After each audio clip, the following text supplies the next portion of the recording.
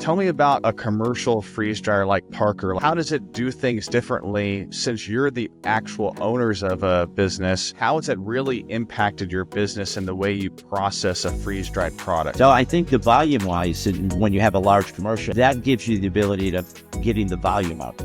It's also a challenge of getting that much, that much raw product in there. But probably I think we'd all agree that it's the support that Parker gives us that really helps. They're a phone call away. They've got a Parker University training. They give us a training video. That's how we train our staff. And when we hire anybody, they sit down and look at how do you run the Parker? Why do you do this? How to read, because it's all computerized. This isn't like the Harvest Right. The recipes are programmed into the computer. Consistently, we find that the products coming out of the Parker are brighter. They retain their shape a little bit better.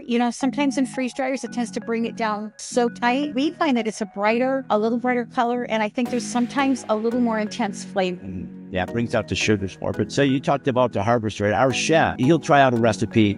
He'll perfect it, and then he'll scale it up for us for the Parker. The Parker, because it's all computerized, we know this recipe is going to take it up. Takes it all the way down to 40 below to start with, and then it slowly starts bringing it up to that kill of 165. Then all the moisture comes out just slowly at the right time, and it is brighter. You could tell the difference from a Harvest Right to R&D to when we pull this out of the Parker. Flavor brings out more sugar. It's sweeter. It pops better, and it keeps the texture better than it does out of a Harvest Right. Sometimes with Harvest Right, you'll get a little more of that rubbery texture, which we don't have as much. But absolutely, we believe there's a time and a place for everything. Our chef couldn't do what he does for us without that Harvest Right in his.